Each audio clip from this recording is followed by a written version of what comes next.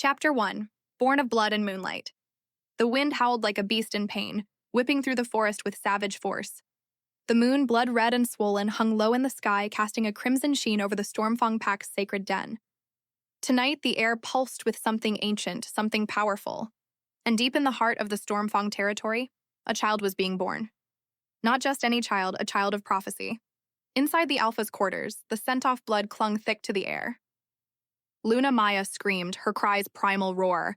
Her fingers tore into the furs beneath her as another contraction ripped through her body. Around her, the midwives trembled, their eyes flicking nervously between her and the cursed sky.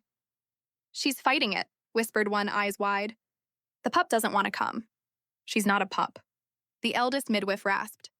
"She's something else. The moon bleeds for her."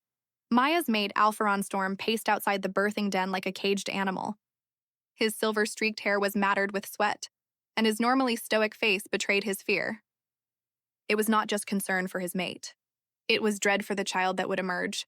"She should not be born under the blood moon," he muttered to his beta. "Kellen, this is a bad omen." Kellen remained silent. He too had heard the old tales. The she-wolf of Storm. The one who would be born on a bleeding moon. The one who would bring change and chaos. A final scream broke the night, then silence. The midwives froze. Luna Maya collapsed, exhausted but alive, and in her arms lay a girl, silent, still. But when the head midwife reached to swaddle the child, the baby opened her eyes. Silver. No wolf pup had eyes that silver. And then she howled. It wasn't a cry. It wasn't a wail. It was a howl of command, of fury, of primal dominance. The walls of the den trembled. The torches flickered, and every wolf in the Stormfang pack dropped to one knee, hearts hammering, the howl of an alpha. Ronan stood at the entrance to the den, frozen in place as he heard the impossible sound. When the midwife stepped out, swaddling the babe in blood-stained cloth, he stared at her like she held a ticking bomb. "It's a girl," she said, her voice brittle. He blinked. "A girl," she howled. Alpha silver eyes born with a birthmark shaped like the crescent moon across her chest. Ronan's jaw clenched the prophecy. He looked down at the child, so small, so fragile, and saw the power in her, felt it press against him like a physical force. She was no ordinary she-wolf. She was born of blood, of the moon. "She must be hidden," he said at last, voice flat. "The pack must never know the truth." "But Alpha," the midwife protested. "She will never rule," Ronan snapped. "A female cannot lead the Stormfangs. I'll name her Kaelani. She'll be raised as a warrior's daughter, not an heir." Inside the den, Luna wept, not from pain, but from knowing her daughter had already been rejected. Connie grew fast. By the age of 5, she was climbing trees taller than most wolves dared. By 7, she was besting boys twice her size in mock duels. She had her mother's fierce beauty and her father's sharp eyes, but none of his affection. While other pups were praised, Kaelani was ignored. While the Alpha's sons were trained in war, Kaelani was forbidden from even observing battle formations. But she learned anyway, watching from the shadows, listening from the rafters, practicing in secret with stolen weapons. And always the moon watched her. Every full moon, Kaelani would slip away into the woods and stare at the sky, feeling the pull of something vast and unknowable. Her wolf stirred under her skin earlier than it should have. And when it came on the night of her 12th birthday, her shift was not painful or wild. It was powerful, controlled. She emerged from the woods not as a trembling pup, but as a sleek silver she-wolf, her eyes glowing like twin moons. The forest bowed to her, and yet when she returned to the pack, her father looked through her like she was nothing. "You will not speak of this," he said. "No warrior will train you. No elder will bless you. Be silent, be small." But Kaelani Storm was not born to be small. The pack elders whispered of her in hushed tones. "The moon favors her. She learns too fast. She's dangerous." Only her mother offered her love. Luna Maya, weakened by years of subtle defiance, began teaching her daughter the old ways of Luna Queens and the forgotten bloodlines. She taught Connie the ancient tongue, the sacred dances, the rites of power. "You were born of the moon's wrath and her mercy," Maya whispered one night as they stood under the stars. "And one day you will lead." Kaelani's jaw tightened. "But father, your father fears what he cannot control," Maya said simply. "And you, my daughter, cannot be tamed." Kaelani closed her eyes, felt the wind stir around her. The moon pulsed above, warm, soft, waiting. And deep inside her, something shifted, something ancient, a voice in her bones. You were not made to kneel. Kaelani Storm was born under a blood moon, silver-eyed and full of fire. She was a secret the world wasn't ready for, but the world would learn, because even caged alphas eventually break free. Chapter 2, The Unwanted Heir. The council fire burned high that night, casting flickering shadows across the clearing where the pack had gathered. Drums pounded in the background, heavy and rhythmic, echoing the heartbeats of every wolf present. Tonight, the Alpha's eldest son would be honored for completing his first patrol. An initiation rite that marked the beginning of leadership grooming. But Kaelani stood at the edge of the crowd, unseen, unacknowledged. Not because she lacked the strength, not because she hadn't proven herself, but because she was the daughter who didn't count. As wolves chanted and praised Daxon, her half-brother, and the presumed heir, Connie leaned against a tree, arms crossed, eyes narrowed. She could have led that patrol. In fact, she had followed it from the shadows, correcting Daxon's mistakes without him knowing. Twice, her arrows had taken down threats he never saw, and yet he received the glory. When the time came for the Alpha to speak, Kaani's heart pounded, not with hope, but defiance. She knew what was coming. The same words, the same favoritism. Alpha Ronan stepped into the center of the circle, tall and regal in his black ceremonial furs. His voice rang with pride. Tonight we honor my son Daxon Storm for proving he has the blood of Alphas in his veins. He will begin training as my second. Applause thundered, wolves howled, and Kaani clenched her fists so tightly, her nails bit into her palms. Maya, seated beside the elders, cast a quiet glance toward her daughter. A glance full of rage she had long since learned to swallow. The Alpha continued. It is tradition that a male heir is groomed, that strength leads, that dominance rules. Kaani stepped forward. Silence rippled through the crowd like a-crack in ice. You say strength leads, she said, her voice clear and cold. Then why do you ignore the strongest among us? Gasps, murmurs. No one interrupted the Alpha. No one spoke out of turn, but Kaani had long since stopped caring about protocol. Ronan turned slowly to face her, his expression unreadable. You forget your place. I know my place, she said. You just refuse to see it.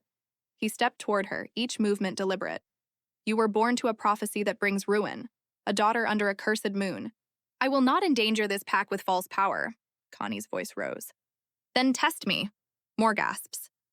Warriors stood unsure whether to protect her or restrain her. Test me, she repeated. Let the pack decide if your heir deserves his place or if I should take it. The Alpha's eyes burned like silver fire. You have no right. And yet I stand here stronger than your sons, smarter than your warriors. I've trained myself in silence while you pretended I didn't exist. You cannot ignore me forever.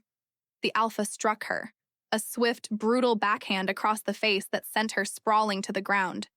Silence. Horror. Kaani sat up slowly, blood dripping from the corner of her mouth. She smiled. Not a grin of submission, but a promise. She stood. You will regret that. Ronan's voice boomed. You are no heir. You are nothing. He turned to the crowd. Kaelani Storm is hereby stripped of her rank, her right to train, and her place among the inner circle. From this moment, she's forbidden from the warrior grounds. Connie stared at him, fury coiling through her veins. I will not be silenced. You already are. The weeks that followed were worse than exile. Connie was invisible. Warriors turned their backs. Elders ignored her presence. She was kept from hunts, from strategy meetings, even from morning drills.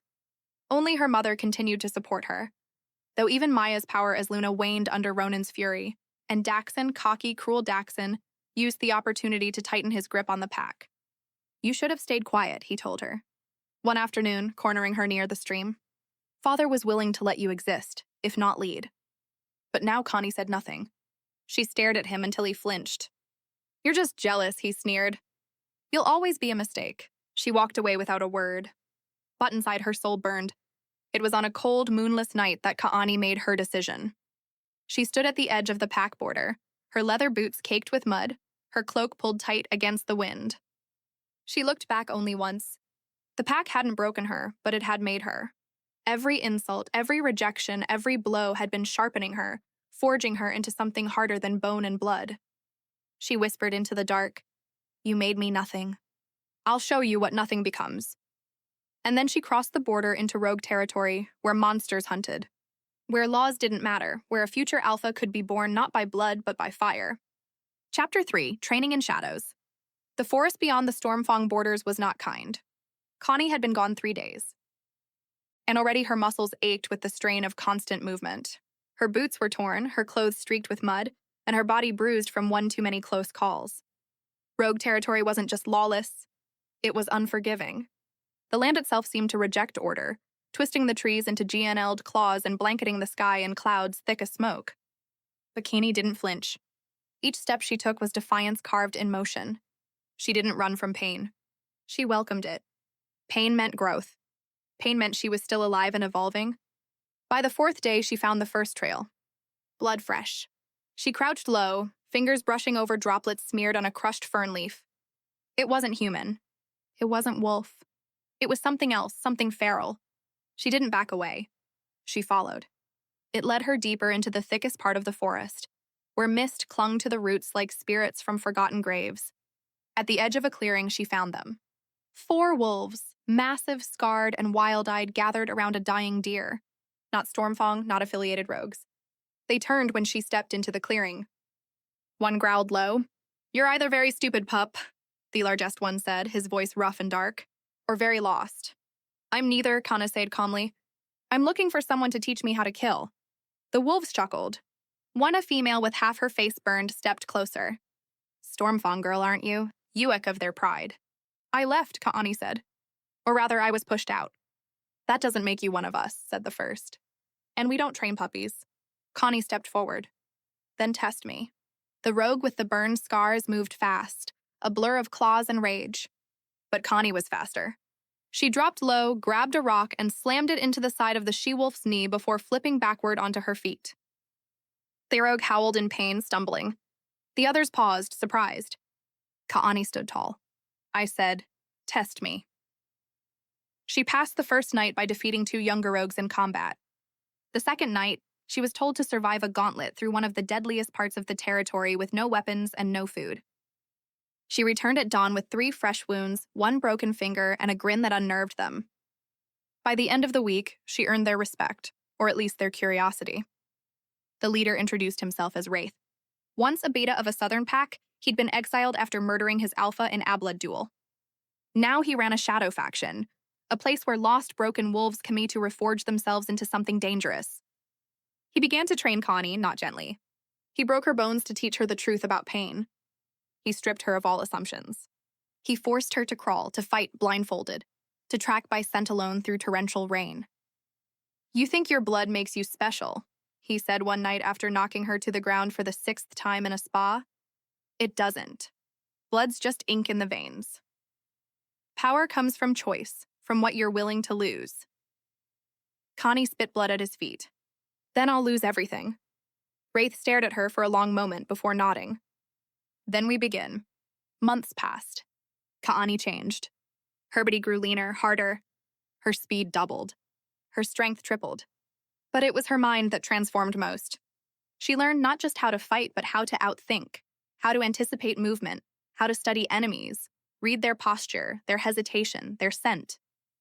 She was taught sabotage, terrain manipulation, nerve strikes, and how to disappear like smoke in the wind. She sparred against wolves twice her size. She ran miles with weights chained to her wrists. She learned poisons. She mastered pressure points. And at night, when the moon rose, she still howled, not with sorrow, but with hunger. One night, Wraith sat beside her as they watched 2 younger wolves duel in a ring of flame. "You're ready," he said simply. Connie didn't respond.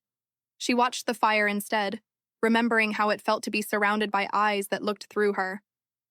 "What now?" she asked. "You return?" Wraith said. "Not for them. For yourself," Connie turned to him. "Why did you really train me?" He shrugged. "Because you remind me of what I could have been. And because I want to see the look on your father's face when he realizes the weapon he forged by trying to break it." She smiled. "Small, dangerous. Then I'll give him a reason to remember me." Before she left, Wraith gave her 2 parting gifts. A silver dagger blessed in black ash and dipped in river oil, lightweight and deadly, and a symbol burned into the inside of her wrist. A crescent moon coiled with flame. Rogues may not have loyalty, he told her, but they remember their own. Kaelani clenched her fist around the dagger. Her father had banished a girl. She was going back as a storm. Chapter 4, A Challenge Ignited. It was dusk when Kaelani returned to Stormfang. She stood just beyond the border ridge, watching the familiar terrain with new eyes. The wind smelled the same. Cedar, river moss, and wolf, but everything else had changed. Or maybe she had. The trees weren't taller. The patrols weren't tighter. But Connie now noticed weaknesses. Blind spots, lazy formations. She hadn't come to sneak back in. She came to make an entrance. Wrapped in a black leather cloak, her hair braided with small wolf bones. She looked nothing like the Alpha's castaway daughter. Her skin bore scars now, earned and honored, and a flame mark on her wrist pulsed with heat beneath the surface. She stepped across the border. Almost immediately, a sharp voice cut through the air. Halt! 3 warriors emerged from the shadows, weapons raised. One of them, Narration, froze. Ash's gaze fell on her face. His nostrils flared. Kaelani, you remember? She said drily. That's a start. You're not supposed to be here. You were exiled. I didn't see a mark on my neck. No permanent branding. Just bruises that healed. That doesn't matter. It does, she said, taking a step forward. The warriors tensed. Because I'm not here to beg my place back. I'm here to challenge. Silence. Then Narration blinked. Challenge who? Connie smiled slow and merciless. Daxon. The news spread like fire across dry grass. By nightfall, half the pack had gathered near the proving ring. The sacred circle, used only for high-stakes duels, hadn't been lit in over a decade. Not since Alpha Ronan himself took the title in a brutal contest that left the former Alpha's body broken in 3 places. Now the torches blazed again, and in the center stood Connie, calm, silent, unyielding. Paka was clear. A public challenge, once declared and accepted, had to be honored, especially if the challenger was of Alpha blood. But Ronan paced like a caged animal behind the warrior line. She was banished. She forfeited her rights. She was not blood-marked. Elder Fenra countered. Exile by decree is temporary. You chose not to mark her permanently, and she's of Stormfang lineage. She's a traitor. She's returned. That makes her brave. The Alpha glared at the Elder. You'll regret this. Fenra didn't flinch. No, Alpha, you might. Daxon entered the ring amid loud howls and thumping chests. He was taller than Connie now, broader. His armor gleamed, and his cocky smile had never looked more smug. Sister, he said, voice oily. You're looking dirty. She didn't respond, didn't blink. He unsheathed his twin daggers. This will be quick. She pulled her blade free, the one Wraith had given her. It hummed with moonsteel. The bell rang. He lunged first. Canis had stepped barely. His blade grazed her arm, slicing a thin line of blood. Hegrind, still slow. She waited. Another attack. This time a sweep kick followed by a slash to the ribs. She dodged both, moving like smoke, like shadow. The pack began to murmur. Something was off. She wasn't attacking. She was watching, learning. On the 4th pass, she moved fast. Her elbow crashed into his chin, knocking him back. She followed with a heel strike to his chest, sending him sprawling. The crowd roared. Daxon's expression shifted. Anger curdled with doubt. You've been practicing, he spat. I've been transforming. Daxon leapt to his feet and shifted midair for exploding over muscle, claws sprouting. He landed as a sleek silver wolf with fangs bared. Kaelani didn't shift. Instead, she lunged forward in human form, ducked under his swipe, and plunged her dagger into his thigh, exactly where the muscle would collapse under tension. He howled, faltered, then spun and sank his claws into her shoulder. Blood sprayed. Connie rolled with it, twisting free and flipped backward, landing low. The battle turned savage. Claws, fists, fangs, neither yielded. At one point, they crashed into the stone border, blood smearing the runes. Daxon clawed at her chest, tearing through fabric. Connie kneed him in the jaw. Both stood heaving, circling. I am the heir, Daxon growled. You are a fraud, she said. He lunged for her neck. She let him come and then twisted, using his momentum to drive her dagger into his side. He screamed. She grabbed him by the back of the neck, slammed him to the ground, and held her blade to his throat. Silence fell. Even the wind paused. Daxon shifted back, weak and bleeding, choking on disbelief. This isn't possible. Connie leaned close, voice a whisper of iron. You made impossible. The bell rang. The elders rose. Elder Fenra stepped forward.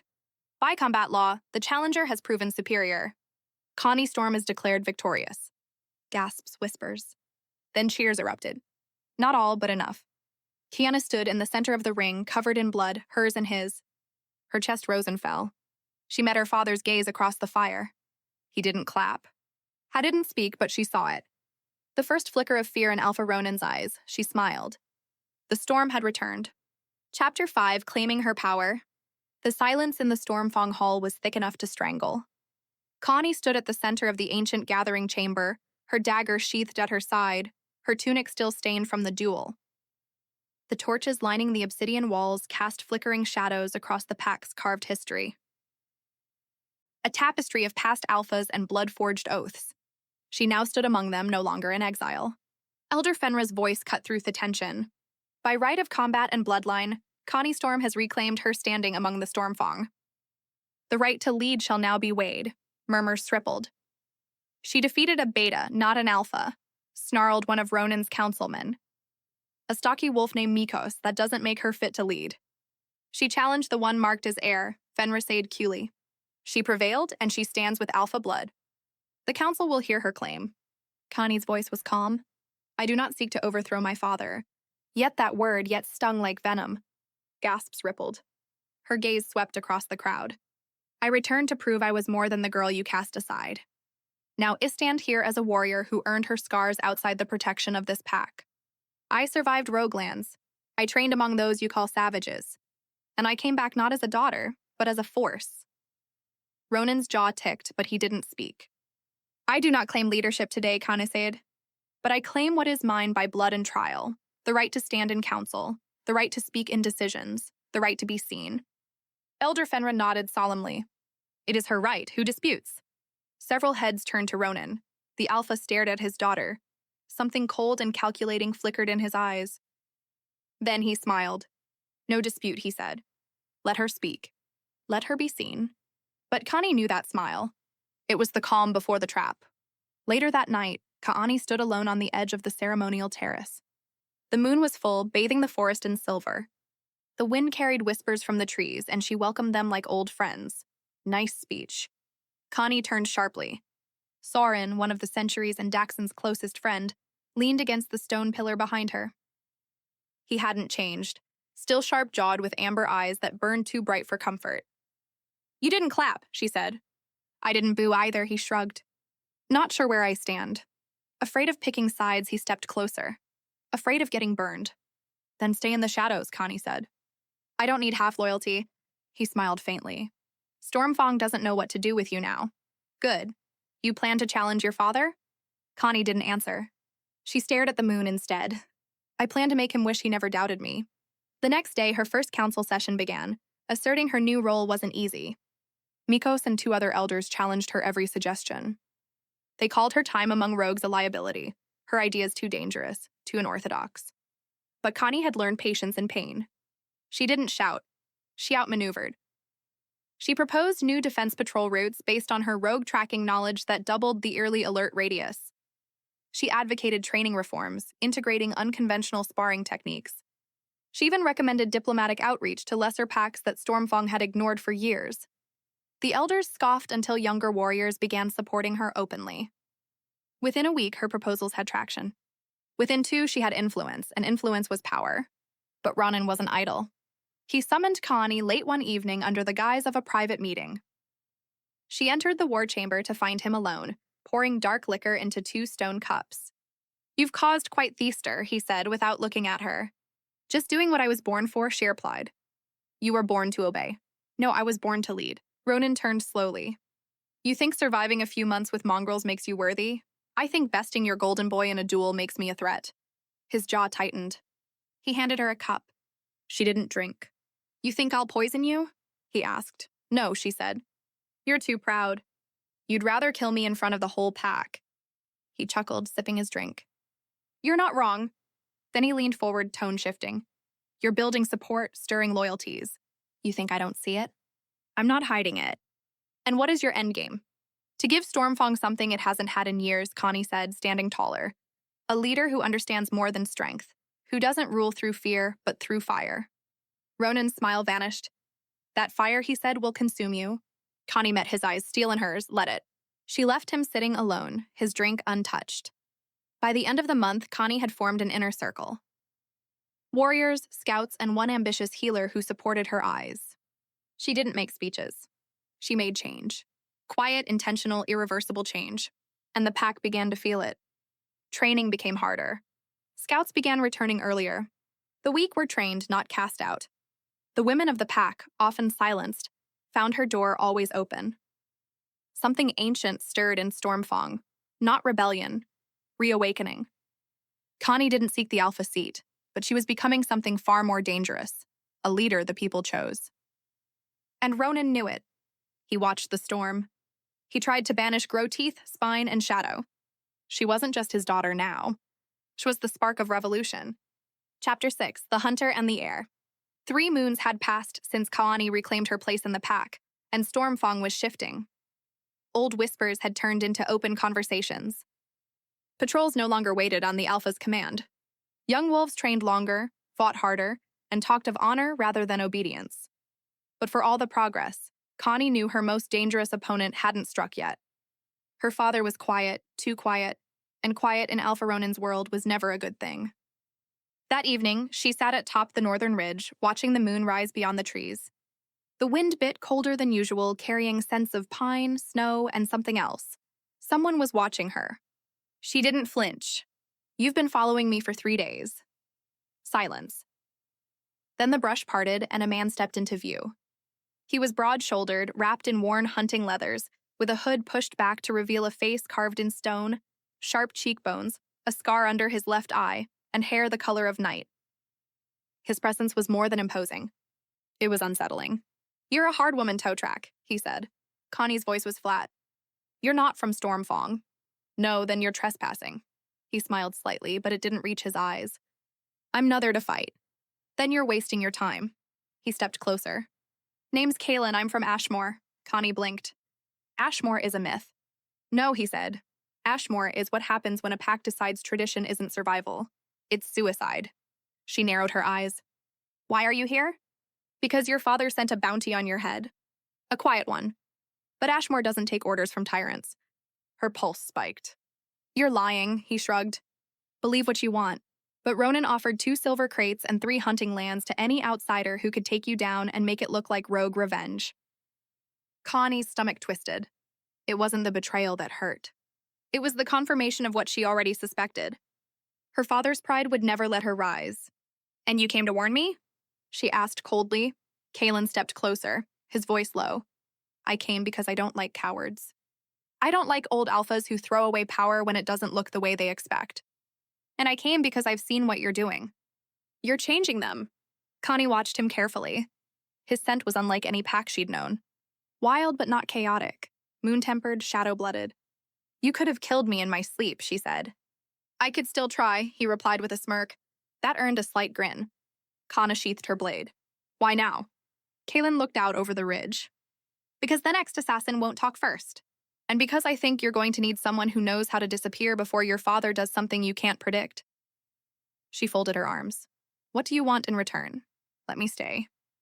Connie raised a brow. Had clarified. "Not with you. With Stormfang. Let me observe, learn, fight if I must. You want to spy. I want to see if your vision is real, if you're building something worth protecting, and if I am, then I'll protect it." She gave him a trial task. A border run along the dead zone where rogues used to ambush patrols.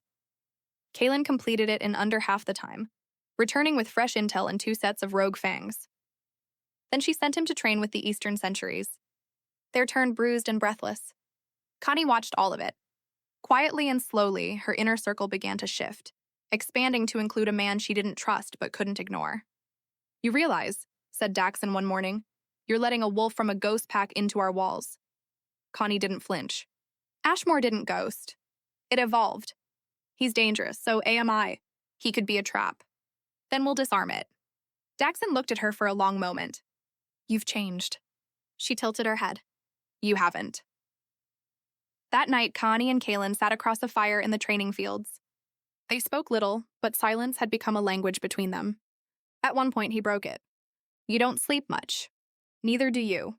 Your wounds still hurt." She didn't answer. Then softly, some scars don't heal. They grow teeth, he nodded. I know the feeling. The fire crackled between them. You came back for a reason, he said. I came back to claim what should never have been denied. And if Ronan doesn't step aside, Kaelani looked him in the eye, then I'll take the title from his cold, broken hands. 2 days later, a scout returned half dead from a northern outpost. He bore a message sealed in wax with the rogue crest of the Dire Hollow. Kaelani read it aloud to the council. Stormfang grows weak with mercy. If you want to prove you're still wolves and not sheep, send your strongest to defend the border in 3 days or we burn it all. A challenge not just to the pack to her. Elder Fenra's face went pale. The Dire Hollow has never issued a direct challenge. They've never been afraid of us, Kaelani said. Ronan stood slowly. Then we show them they should be. I'll lead the defense, Kaelani offered. You won't, her father snapped. You're too valuable, I'm not your pawn. You're not the alpha. The room froze. Kaelani stepped forward. Not yet. Their gazes clashed like swords. I'll lead the defense, she repeated. Because this is the future you're afraid of. A woman who fights not for control but for protection, for evolution, for the kind of leadership that doesn't hide behind titles. Ronan's lips curled, then die for it. I'll live through it. She turned to Kaelin, who had watched the exchange in silence. You coming? He stood. Was that even a question? As they rode toward the northern border under a blood moon sky, Kaelani felt it in her bones. The war wasn't with the rogues? Not really. It was with every lie that told her she was less because she was born a daughter. Because she was born different, but she wasn't weak. She wasn't broken. She was alpha-born. And the wolves who stood in her way would learn that soon enough. Chapter 7, Blood at the Border. The northern border was a scar etched into the land. Burnt trees, shattered rocks, and broken fences marking the last line between Stormfang and the rogue-fested wilds. Kaelani rode at the front, her black cloak whipping in the cold wind. Kaelin beside her like a shadow made flesh. Behind them, the pack's finest warriors formed a tight column, eyes sharp, muscles tense. The blood moon hung low in crimson, casting an eerie glow over the landscape. It felt like the world itself was holding its breath. This is a trap, murmured Soren, his voice rough. Kai nodded. That's the point. They reached the outpost. An old watchtower half crumbled but still standing. The sentry's body lay sprawled on the ground, eyes wide with the last shock of death. Blood soaked the earth. Dire Hollow doesn't send threats without teeth, Kaelani said. Kaelin knelt, inspecting the blood. No ordinary attack. This was a warning. Suddenly, a howl pierced the night.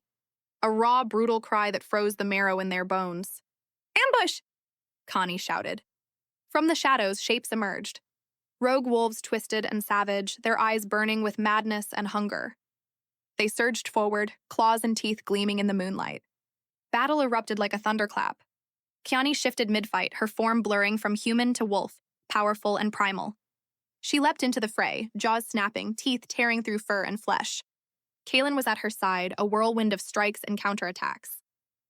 The pack fought fiercely, but the rogues were relentless, fueled by desperation and cruelty. Kaelani caught sight of a snarling rogue who lunged toward a young scout. Too slow to react, she intercepted, claws ripping through Rogue's throat just before fangs met flesh. Blood sprayed. Pain stabbed her side where a rogue's dagger grazed her ribs. She growled, shaking it off. No time for weakness. A sharp pain exploded in her leg. She stumbled, but Kaelin caught her. You okay? He growled. For now, she snapped. They pushed forward together, weaving through chaos. Suddenly, a rogue leapt from above, pinning Kaelin to the ground. Kaelani howled and tore into the attacker's neck, freeing Kaelin. Keep moving, she barked. The battle raged on, but Stormfang's warriors began to gain ground. Kaelani spotted the rogue leader, a massive wolf with scars like metals and eyes like burning coal. Their gazes locked. She shifted fully and charged. They collided, teeth and claws clashing in a brutal dance. The rogue's strength was formidable, but Kaelani's fury was fiercer. With a final vicious bite, she sank her fangs into his neck. He collapsed, growling his last. The remaining rogues scattered like shadows in the moonlight. Silence fell. Kanna dropped to her knees, chest heaving. Kaelin appeared beside her, wiping blood from his face. We held the line, but at a cost. Several warriors lay injured or worse. Kaelani stood, voice strong. This war will only get worse, but Stormfang will not fall. She looked toward the horizon where the first light of dawn bled into the sky. We fight not just for land, but for the future, and she would lead them there no matter the price. Chapter 8. Secrets Beneath the Silver Moon. The battle at the border had ended, but its echoes still rippled through the pack. The dawn's pale light spilled over the broken trees and scorched earth, painting the world in muted gold. Stormfang's warriors returned battered but alive, their silent footsteps heavy with exhaustion and unspoken grief. Kaelani stood at the edge of the camp, the air thick with the metallic scent of blood and smoke. The weight of responsibility pressed down on her chest. For the first time in months, the threat was no longer an abstract danger. It was raw, present, and terrifying. Kaelin appeared beside her, the leather pouch clutched tightly in his hand. "I found this near the rogue leader's camp," he said quietly.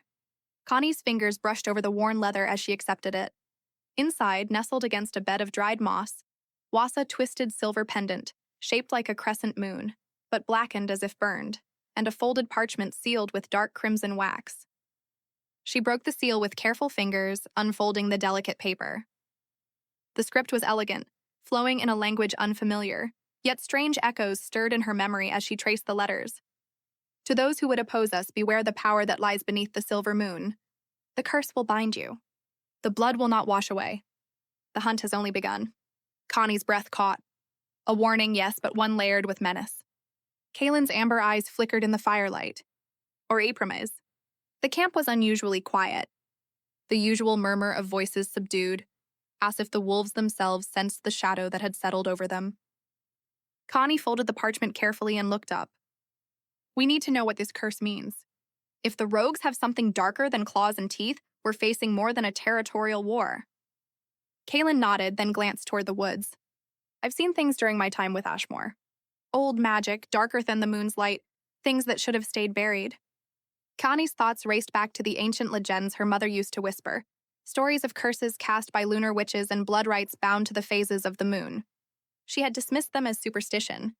"Until now, we can't fight what we don't understand," she admitted. "We need answers." That night, under the deepest shadows of the silver moon, Kaelani met with the pack's healer. The healer's small hut was tucked between ancient oaks, filled with the scent of herbs and old stone. Ara's eyes widened when Kaelani showed her the pendant and parchment. This symbol traced the blackened crescent.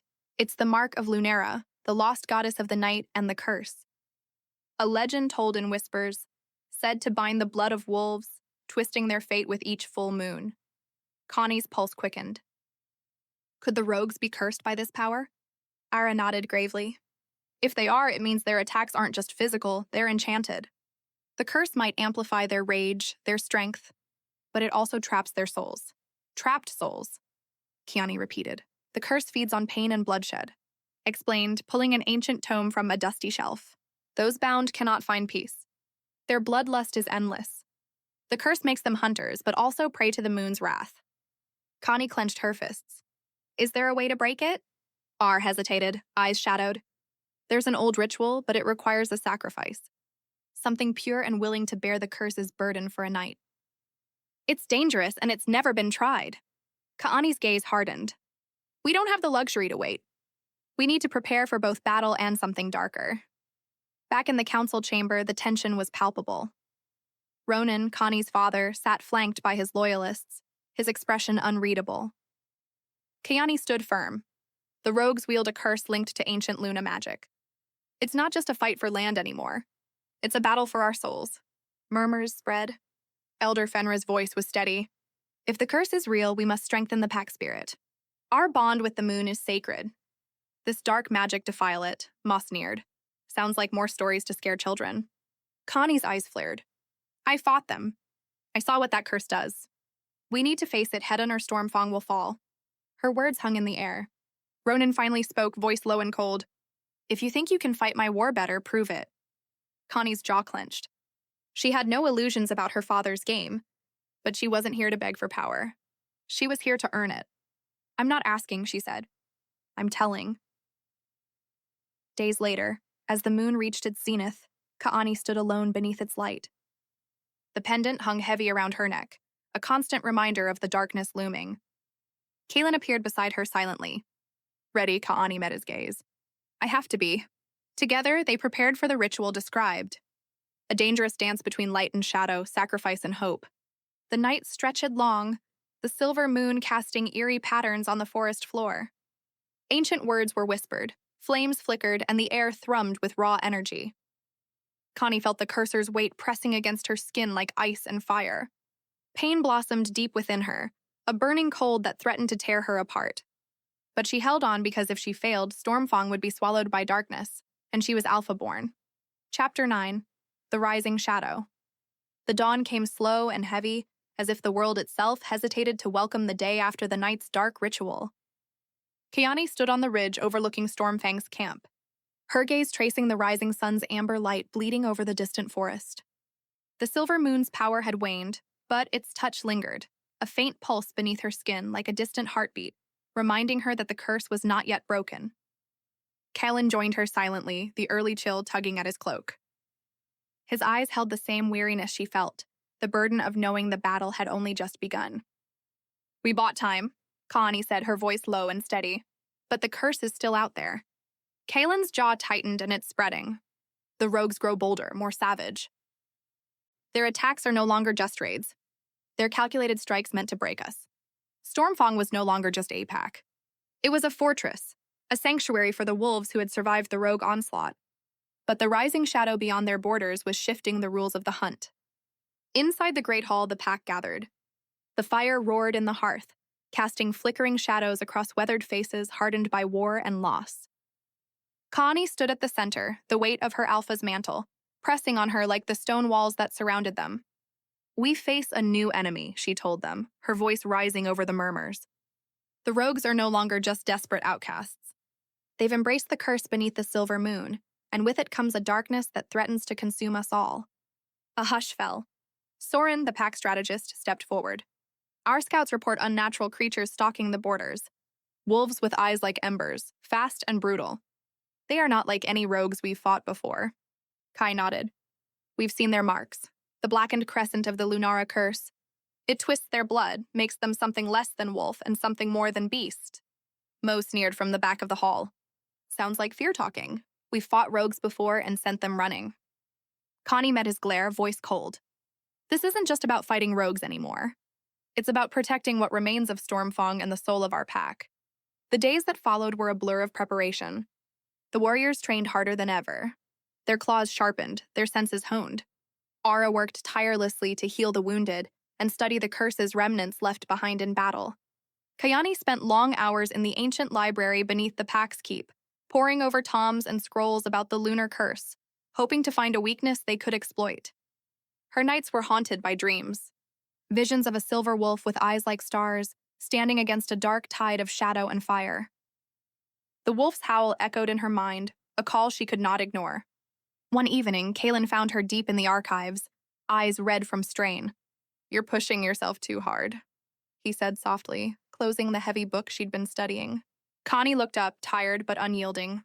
"If we don't understand this curse, we're doomed. The rogues will consume us." Kaelin reached out, brushing a stray lock of hair from her face. "You don't have to carry this alone." She swallowed the lump in her throat. "I'm Alpha-born. It's my burden to bear." A week later, the scouts returned with troubling news. A large rogue pack marked with the Lunara symbol had been spotted gathering near the Whispering Woods, an ancient forest said to be cursed itself. Connie assembled her council. "This is where they'll strike next. If we don't stop them, Stormfang will fall." Soren laid out the plan, a coordinated strike to intercept the rogues before they could reach the border. "We'll split the pack," Connie decided. "Half will guard the village, the rest will hunt." The hunt began under a waning moon. Connie led the strike team through the tangled undergrowth, every nerve alert. The forest was thick with shadows, the air heavy with the scent of moss and decay. A low growl rumbled somewhere deep within the trees. Suddenly, the rogue struck, swift and brutal, their eyes burned like coals, their movements unnerving in their precision. Kaelani shifted mid-fight, her powerful wolf form tearing through the attackers. Kaelin was at her side, a storm of claws and teeth. But the rogues fought with desperation, fueled by the cursor's dark magic. They seemed to anticipate every move, their ferocity unnerving even the most battle-hardened warriors. Amidst the chaos, Connie caught sight of the silver wolf from her dreams, glowing faintly beneath the moonlight, standing defiant against the swarm. She felt a surge of hope and strength. This was no ordinary wolf. It was a symbol, a beacon. Gathering her remaining strength, Kaelani charged, rallying her pack behind her. The battle raged until dawn when the last rogue fell or fled into the shadows. Back at camp, the cost was clear, wounded, exhausted, but unbroken. Connie stood before her pack, her voice ringing with resolve. We have faced the rising shadow and held strong, but this war is far from over. The curse still looms and the darkness grows. She looked to Kaelin, then the pack. We will fight together for our future for Stormfang. The pack howled in unison, a rising tide of fierce loyalty and hope. That night, as Connie stared up at the waning silver moon, she understood that the shadow they faced was not just in the rogue's cursed blood, but in every secret, every betrayal, every choice made in the name of power, and she would face it all, for she was Alpha-born, and her story was just beginning. Chapter 10. Wolves of the Night. The night came alive with whispered secrets and shadowed movements. Stormfang's camp, once a sanctuary under the protective cloak of darkness, now felt vulnerable, like prey sensing the gaze of unseen hunters. The blood moon was gone, but its legacy remained, a restless tension clinging to the air like a second skin. Connie moved through the camp. Her senses stretched to their limits. Every rustle of leaves, every flicker of movement set her nerves on edge. The curse that bound the rogues had changed the game. No longer just enemies in the open, but predators stalking from the darkness. Her wolf instincts told her the night held more than just cold and silence.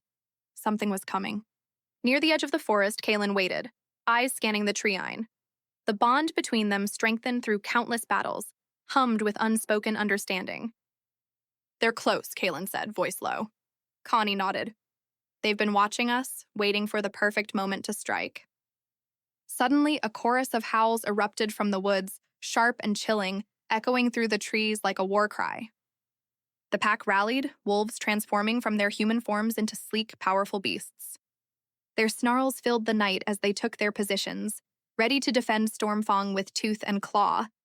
From the shadows emerged the night wolves, rogues marked by the Lara curse. Their eyes glowing with an unnatural light. They moved with eerie precision, more coordinated than any wild pack Kaelani had faced before. The air crackled with tension as the two forces met in a deadly dance, teeth flashing and claws raking through the thick forest undergrowth. Connie fought at the forefront, her wolf form a blur of speed and power. She remembered the promises she made beneath the silver moon to protect her pack at all costs. But the night wolves were relentless. Their strength and ferocity seemed amplified by the curse, each strike carrying a dark, pulsing energy that made even the strongest warriors stagger. Amidst the chaos, Kaelani caught sight of a shadowy figure watching from the treetops, a lone rogue whose presence seemed more than just a scout. Her eyes locked onto Hiss and a chill ran down her spine. There was something familiar in those glowing eyes, something that stirred memories she had long buried. Before she could react, he disappeared into the night, leaving behind a sense of foreboding. As dawn approached, the battle waned. Both sides suffered heavy losses, but the night wolves retreated into the depths of the forest, their howls fading into the morning mist. Connie stood among her pack, bloodied but unbroken. Her gaze was distant, haunted by the encounter. We cannot fight shadows forever, she murmured. Kaelin placed a steady hand on her shoulder. We need to uncover who leads them and why. Kaani's mind raced. The rogue she saw wasn't just a warrior. He was a key to something greater, a secret that could change everything. That night, under a new moon, Kaelani convened a council. The firelight flickered over determined faces as she shared her vision. The night wolves are organized and led by someone with knowledge of our pack and possibly of the curse. Soren frowned. If that's true, we have a traitor among us. Whispers spread like wildfire. Connie raised a hand, silencing the room. We will find the truth. We will root out the shadow in our midst.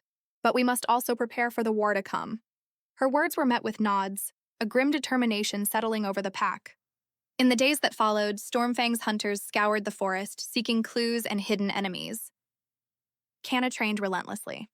Her body and mind pushed to the limit, knowing that the strength of a pack was forged not just in battle, but in trust. But the shadow that loomed over them was growing darker. Secrets long buried were clawing their way to the surface, threatening to unravel everything Connie fought to protect. One evening, as she rested by the fire, Kaelin approached with a message from the scouts. They found tracks leading to the old ruins beyond the hollow, he said. Connie's pulse quickened. The ruins were ancient, a place of forgotten power, where the curse had first been whispered in legend. "This could be our chance," she said, eyes blazing with resolve. "We go at dawn." The journey to the ruins was fraught with danger. The forest seemed alive with unseen eyes and whispered warnings. Connie led her pack cautiously, every step bringing them closer to answers and peril. At the heart of the ruins, they discovered a hidden chamber, walls etched with symbols of the moon and blood. Connie traced the carvings with trembling fingers. This is where the curse began. Suddenly, a figure emerged from the shadows, the rogue from the treetops.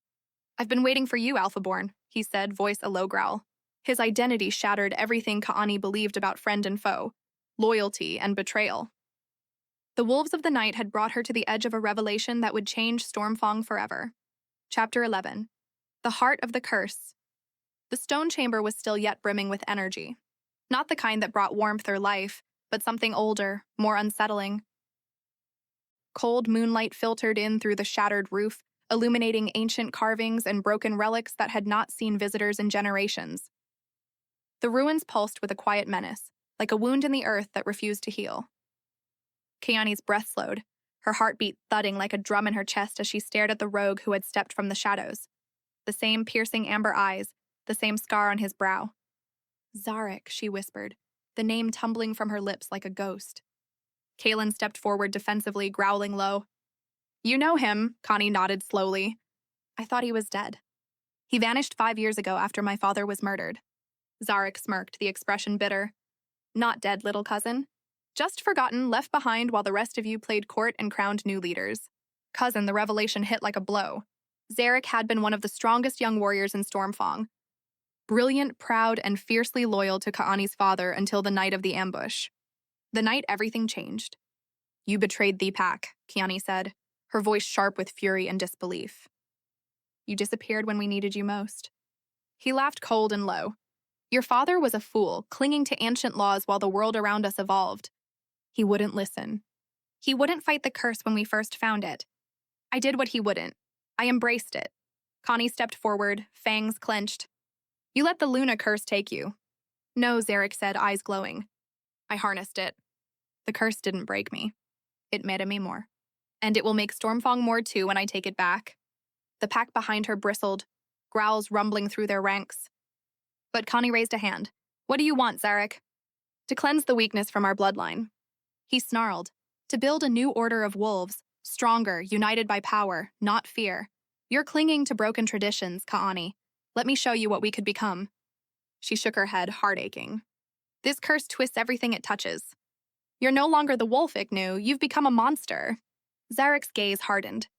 "Then face me, Alpha, prove you deserve the name." The challenge was ancient and sacred. An honor duel, blood against blood. An outside interference. Winner takes all. They circled one another in the ruined courtyard, the moon rising overhead like a silent witness. The pack watched in tense silence from the edge of the ruins, eyes wide, muscles taut. Kana shifted, bones snapping for rippling over her form until her sleek black wolf stood poised for battle. Zarek followed, his wolf larger than she remembered, tainted by dark energy, his muscles unnaturally bulked, his fangs longer than normal. They clashed in a blur of teeth and fury. Connie fought with precision and grace, every move honed by years of discipline. Zarek was brute force, wild and savage, unpredictable. Blood splattered the stone floor as their bodies collided again and again. Claws rad, jaws snapped. Pain lanced through Kaani's side, but she pushed through it, refusing to yield. Zarek lunged for her throat. She twisted, slammed into him with her shoulder, and rolled free, drawing him toward the moonlight, where his shadow could no longer hide his movements. Still afraid of the dark, he sneered, panting. "No," she growled, just wise enough to know what crawls inside it. With a final surge, she launched upward, catching him off guard and biting down on the side of his neck, not to kill, but to pin and assert dominance. He thrashed, roared, but she held firm until his body stilled. When she shifted back, chest heaving, the ancient law was fulfilled. Zarek lay at her feet, bleeding and defeated. But she did not finish him. Stormfang was not built on revenge. Her rule would not begin with blood. "You'll be taken back to the council," she said. "You'll answer for what you've done." He looked up at her, something flickering in his eyes. "Rage, maybe respect." "You're stronger than I thought," he muttered. Connie turned away. "And you're weaker than you hoped." the return to Stormfang was somber. Though victorious, the truth of Zarek's betrayal weighed heavily on them all. The idea that one of their own had embraced the curse and used it to build a rogue army shattered what little certainty remained. Ara was waiting when they returned, her expression grave. There's more. Connie's stomach sank. What is it? The Lenora curse is not just dark magic. It's sentient. It chooses hosts. Zarek didn't find it. It found him. And now that he's fallen, it will seek another. A cold chill swept the room. Later that night, Connie stood alone beneath the stars. The weight of leadership pressing down like iron. The curse wasn't just a disease. It was a force. And now it was free again. She looked to the moon and whispered, "What more will you take?" But there was no answer. Only the howl of wolves echoing through the night. Chapter 12. The Rogue's Prisoner. The storm came just before dawn. Winds tore through the treetops with a wild fury, bending branches like dancers caught in a frenzied rhythm. Thunder growled in the distance, and rain slicked the earth in sheets of silver. It was the kind of storm that marked change, not just in the sky, but in the hearts of those watching it fall. Connie stood at the mouth of Stormfang's underground prison, a reinforced structure hidden deep within the cliffside, shielded by runestones and ancestral magic. Inside, the traitor, who had once been her cousin, awaited judgment. Zarek had not spoken since his defeat. Not a word, not a whisper. He sat in silence, chained in silver, his once vibrant eyes dulled with something that looked dangerously like patience. Connie descended the stairs slowly. The torchlight flickered against the stone walls, shadows dancing across her features. She stepped into the cell and dismissed the guards. Zarek lifted his head. "Come to gloat." "No," she said. "I came for answers." A long pause stretched between them before he gave a bitter chuckle. "You'll get none. You owe me the truth." "I owe you nothing, Connie. You chose your path." "I chose mine." She stepped forward, voice low and sharp. "Your path led to murder, to betrayal, to being a puppet of a curse you don't even understand." "Don't I?" He shot back, leaning forward in his chains. "The curse found me. It didn't break me. It opened my eyes. Our ancestors tried to lock away power they feared. But power was never meant to be caged." Connie frowned. "Then who caged you now?" Zarek grinned. "You did, and you'll regret it." Upstairs, the council debated what to do with him. "He's dangerous," said Alder Stormfang's war tactician. "We execute him and send a message." "No," Ela interjected voice. "Even that's what the curse wants, to turn us into monsters." Connie won by showing mercy. That must mean something. But tensions were high. Zarek had once been one of them. His fall was a warning, one that couldn't be ignored. Connie stepped into the chamber, silencing the debate. "He stays alive for now, but under constant watch, and I'll interrogate him personally until we know everything about the curse." There were murmurs of protest, but none dared challenge her authority directly. That night, as the storm waned, Connie visited the archives, ancient scrolls and tomes written in Old Lupin, the language of wolves before man ever walked the land. She pored over texts until her eyes burned there, hidden in the margins of a crumbling journal. She found it. The Lunara is not a curse of death, but of desire. It feeds on what a wolf longs for most and twists it into need. Need power, vengeance, control. It made sense. Zarek hadn't been broken. He'd been seduced. And the curse wasn't gone. It was watching. The next day, Kaelani returned to the prison. Zarek looked worse, paler, eyes rimmed with black shadows. "What's happening to you?" she asked, unsettled. He didn't answer. "R believes the curse is sentient, that it's moved on. Left you behind." Zarek flinched. Connie stepped closer. "Who did it go to?" His head bowed, jaw clenched. "You'll never stop it. You think you're strong, Connie, but the curse? It knows what you're afraid of, and it will use it." She frowned. "Afraid of what?" He looked up then, and his eyes burned with cruel certainty. "Of becoming your mother." It felt like a punch to the gut. Kaelani stumbled back, fury and confusion clashing in her chest. "My mother died protecting the pack." "No," Zarek hissed. "She abandoned it?" "She let the curse in long before I ever found it. She was the first Kaelani, the first host.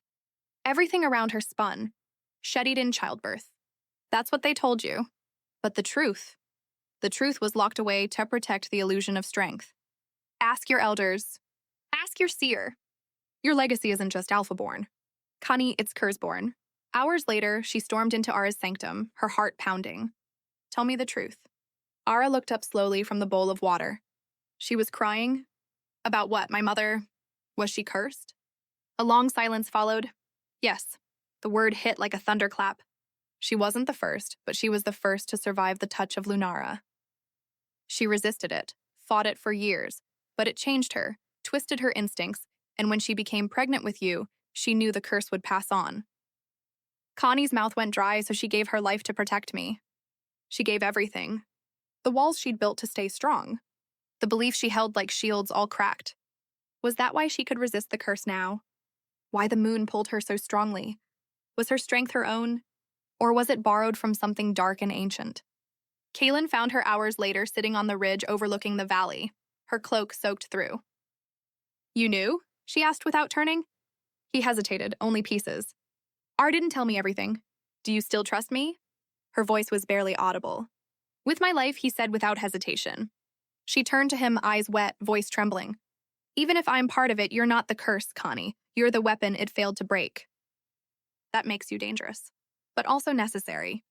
Back in the prison, Zarek began to laugh in the dark. Not because he had won, but because the curse was never after him. It had always been circling Connie, waiting for the moment she would question everything. Waiting for the moment her power would crack open just wide enough for it to slither in.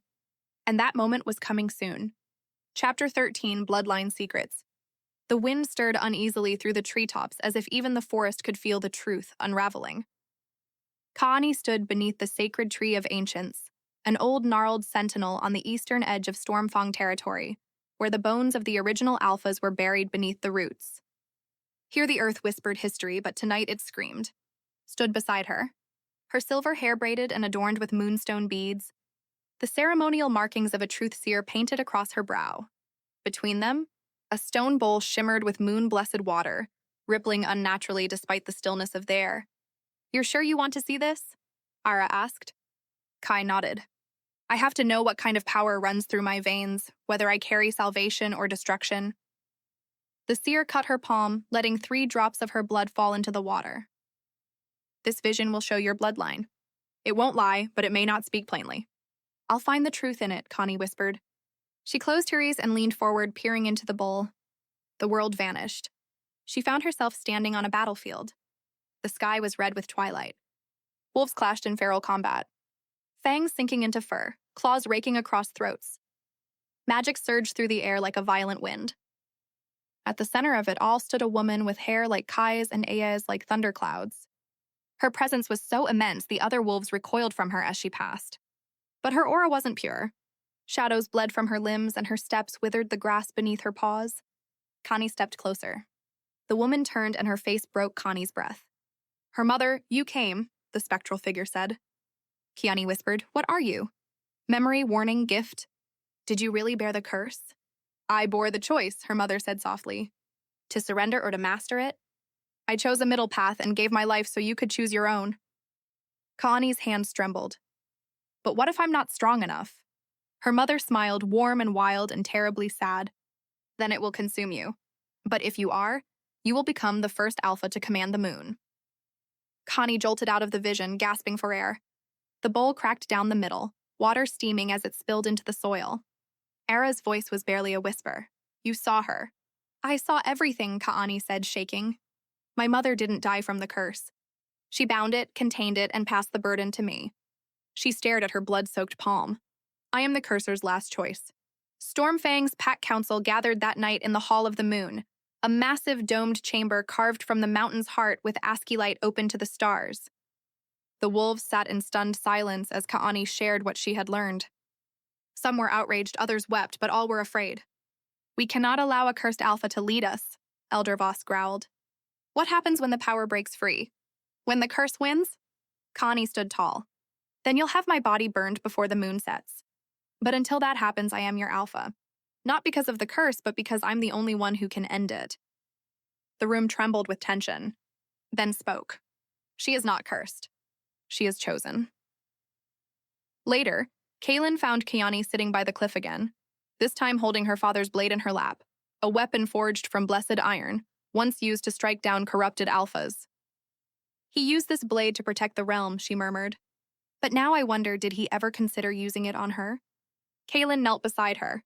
I think he loved her too much, and he believed in you more than he feared her. I don't know if I can be what he wanted. You already are. They sat in silence for a while. I need to go into the Forgotten Wilds, Connie said finally. Kaelin froze. That place hasn't been crossed in 100 years. It's filled with rogue spirits, corrupted beasts. It's where the curse was born, she said. And where it must end before dawn, Kaelani slipped into the prison one last time. Zarek smirked when he's aware. Coming to say goodbye. No, she said. I came to give you a choice. His brow lifted. You can rot in here or you can guide me through the wilds. You know them better than anyone alive. You'd trust me. No, she said, but I understand you now. You wanted power. I want peace. We both need the same path to get there. Zarek studied her for a long time. Then slowly he nodded. As the first light of day touched the mountain, Connie, Kaelin, and Zarek stood at the edge of the Stormfang borders. She turned to her pack, voice clear and unshaken. This is not just a mission. It's a reckoning. For too long, we've run from our bloodlines, our truths. I go to face mine. I ask only that you protect the pack while I'm gone. Ara stepped forward, her gaze fierce and proud. And when you return, Connie's eyes glowed with moonlight. I'll return with the truth and the power to end this once and for all. She turned and walked into the wilderness. The cursed lands waited. So did destiny. Chapter 14, Into the Wilds. The trees grew thicker as they crossed into the Forgotten Wilds. Their trunks gnarled like clenched fists, their leaves a dark green that drank sunlight whole. Fog hugged the ground, thick as breath curling around Kaelani's boots. As she moved, she could feel it now, the pulse of ancient magic beneath her feet, a rhythm that didn't belong to this world or the next. The air tasted metallic, like blood and lightning. And the deeper they walked, the more time began to unravel. 1 minute felt like hours. The next, entire stretches passed in a blink. Zarek walked ahead, shackled by a glowing silver chain that Kaelin held tightly, but his shoulders were relaxed. Too relaxed for a prisoner marching toward death. You're comfortable, Kaelani said, eyeing him wearily. I'm home, he replied. The wilds never judged me. They welcomed me. Because they feed off what's broken, Kaelin growled. Zarek smirked. Exactly. By nightfall, they reached the Bone Circle, a place so old it wasn't marked on any map. Massive wolf skeletons rose from the ground like monuments, some twice the size of any alpha Connie had ever seen. They were the moonbound, Zarek said, voice hushed. Wolves who drank too deep of Lunora's power. Legends say they once guarded the well. Connie frowned. What well? The Well of Echoes, Zarek said. The place where the curse was born.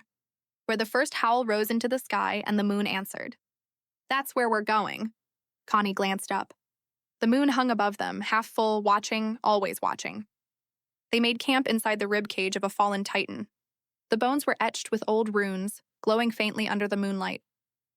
Connie couldn't sleep. The wilds whispered in her ears, not voices but emotions. Regret, hunger, rage, all jumbled together like broken dreams. Kaelin sat beside her, sharpening his blade. Ever the sentinel. I don't trust him, he muttered, nodding toward Zarek, who was curled against a bone, pretending to sleep. Neither do I, she said. But he knows the way. We need him for now. What happens if he turns on us? Connie stared into the fire. Then I kill him. The next day they encountered their first trial.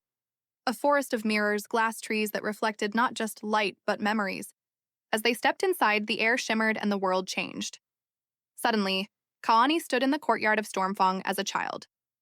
Her mother knelt before her, brushing her hair. But the woman's eyes bled silver, and when she spoke, it was the cursor's voice. You will never be enough. You were born from darkness. Connie gritted her teeth. You're not her. The mirror shattered. More visions followed. Her father's death, Zarek's betrayal, her own transformation.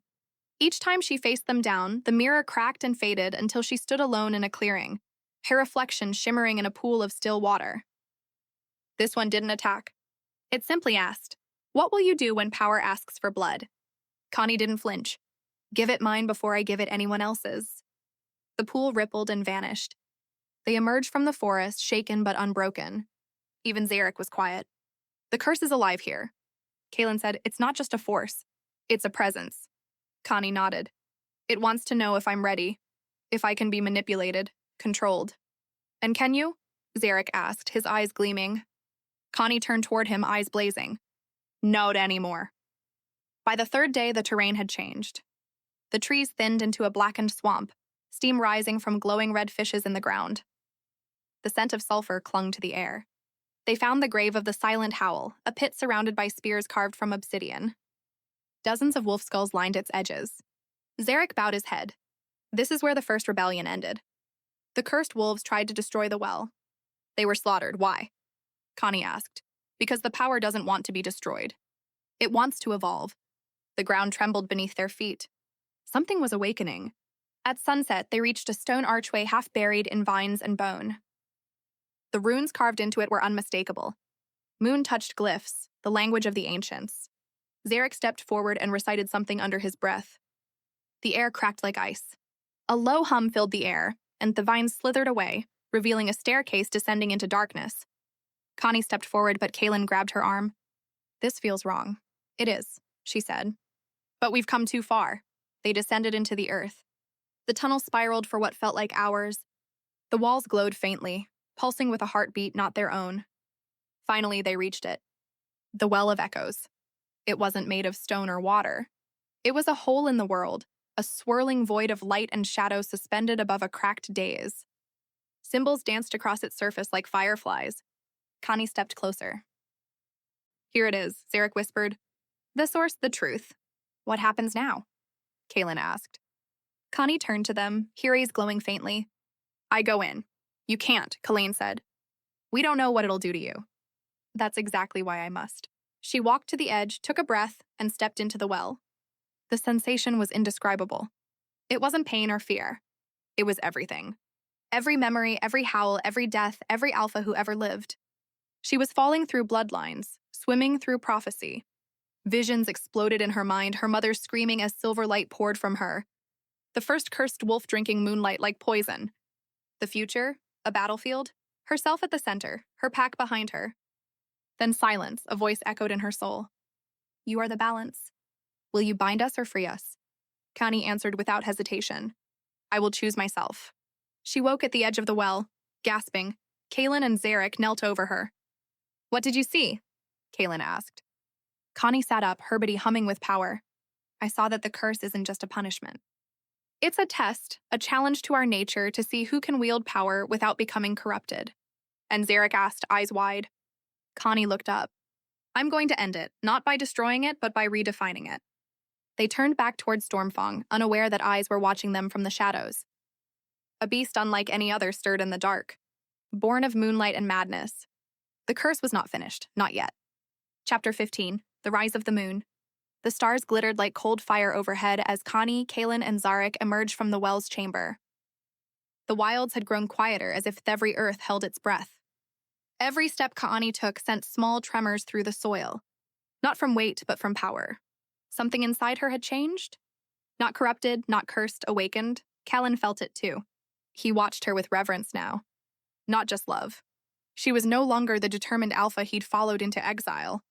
She was becoming something ancient, something sacred. I don't know what you did in there, he said as they moved through the fog. But the forest knows. It knows I survived, Connie said quietly, and that I didn't break. Zarek gave her a sidelong glance. You didn't just survive. You were chosen. The moon branded you. Canna flexed her fingers. Moonlight shimmered faintly beneath her skin, like a second pulse. I wasn't chosen, she said. I chose myself. That's the difference. They traveled back faster than they came, driven by instinct. Stormfang's territory called to her like a tether. But as they reached its borders, a scent hit the wind that stopped her cold. Smoke, blood, battle. Connie broke into a run. Kaelin close behind. Zarek a shadow in tow. As they crested the ridge overlooking the valley, the scene below confirmed her worst fear. Stormfang was under attack. Fires burned across the hills, casting orange light over shattered stone and howling wolves. The scent of ash was thick, but it couldn't mask the coppery sting of spilled blood. Kaelani's heart clenched. Elders fought in their wolf forms, ferreted with crimson. Younger warriors dragged the injured to safety. And in the center of it all, cloaked in darkness and howling triumph, stood a creature Kaelani had never seen, but somehow recognized, twisted, moon-forged, cursed. It was massive, black as void, and riddled with glowing blue veins that pulsed like poison. Its eyes burned silver, and when it roared, the ground cracked beneath its feet. Zarek's breath caught. It followed us. Connie turned to him. What is it? He swallowed. The Moonborn, but twisted a failed vessel. It absorbed the curse, but couldn't master it. And now it's here, Kaelin said grimly, feeding on the chaos. Connie growled, her eyes flashing. Then we end it now. They descended the mountain in a blur. Connie shifting Meaden into her wolf form, larger than before. Silver streaks glowing along her spine. Her eyes lit like twin stars. Kaelin followed, his midnight wolf agile and silent. Zarek remained in human form, shadow dancing through the fire. Stormfang warriors rallied at the sight of her. Lara canny-shallowed out through the pack link. Hold the line. I'm coming. Her voice rang in every mind like thunder, reawakening hope. And then she hit the battlefield. She collided with the cursed beast in mid-charge, knocking it back several feet with a force that split the earth. Ithelled in pain, a sound that curdled blood and cracked stone. Connie bared her fangs. You don't belong here. The creature lunged, claws flashing like obsidian. They locked in a blur of fur and fangs. Connie striking fast, but the beast struck faster. A claw grazed her flank, burning like acid. Kaelin darted in, biting at its heels, drawing its attention just long enough for Zarek to drive a silver dagger into its chest. It shrieked, not in pain but rage. Connie rolled to her feet and howled, drawing on the power the well had gifted her. Moonlight exploded from her chest, forming a glowing circle of runes that lifted her off the ground. The battlefield froze. Even the beast hesitated. I am Alpha-born, Kenna declared, descended of blood and bound by choice. I do not bend to curses. I master them. The air grew heavy. Her body began to shift. Not into her wolf, but something beyond it. A hybrid form, tall, feral, radiant. Moon-forged armor covered her arms, and her eyes gleamed with lunar fire. She roared, not just a sound, but a command. The cursed creature faltered. Kaelani struck, this time with clarity, driving her claws into its chest and forcing it backward. The runes on her skin flared, and the beast screamed, not from the wound, but from something deeper. She wasn't just killing it. She was cleansing it. The final blow came like a rising dawn. Connie raised her hands and summoned the power of the moon. The light of every alpha who had ever resisted the pull of darkness. Return, she whispered, to the truth from which you strayed. A beam of pure silver light erupted from her hands and pierced the creature's heart. It froze and then slowly, peacefully crumbled into ash. Silence fell over Stormfang. The warriors bowed, not from fear, but from awe. Ara limped forward, eyes wide. You are the moon, the true moon. Connie shook her head. I am Kaelani Stormfang, alpha by blood, alpha by choice. She turned to her pack, her voice rising. This is the end of fear, the end of silence. No more hiding from our bloodlines, our pasts, or our power. The curse is over. Not because it was destroyed, but because we refused to let it define us. A cheer rose through the valley. Loud, proud, united. That night, as the fires were put out and the dead were mourned, Kaelani stood at the edge of the cliff where her journey had begun. The moon was full, casting her silver glow across the mountains. Kaelin joined her, slipping his hand into hers. You're different now, he said. She nodded. I've seen the truth. And what is it? That power doesn't make us monsters. Fear does, denial does. But when we face it, when we choose who we are, not what fate dictates, we become more than legends. He smiled. We become real. Connie leaned into him. Tomorrow she would rebuild, but tonight she was whole. Chapter 16, The Alpha's Reckoning. Stormfang was quiet, but not still. Rebuilding had begun. The fires were out. The wounded were being cared for in the healer's den, and the dead were honored under moonlight with silver branches placed over their chests, an ancient rite for fallen warriors. Their names were whispered, their stories retold, their sacrifices never forgotten. But Kaelani's spirit was far from settled. The cursed beast may have been destroyed, but the battle it represented wasn't over. Stormfang had been attacked by something that followed her from the wilds, and that meant reckoning. Kaelani stood on the balcony of the Alpha's hall, staring at the horizon. The power of the well still simmered under her skin, glowing in faint pulses whenever her emotions rose. She had mastered it, yes, but its presence was constant, a humming reminder of what she now carried. Callan entered behind her, his steps light, but his voice firm. They want answers. She nodded, not looking at him. I owe them that. No, he said. You don't owe them, you lead them. But they'll look to you now? Not just for protection, but for clarity. Kaelani turned toward him, eyes sharp. Then they'll get the truth. She walked into the great hall with shoulders squared and chin high. The council was already assembled. Era, Doggin, Thorn, and the elders who had survived. Warriors stood along the walls, some still bandaged from the recent battle. All eyes turned to her. She didn't sit.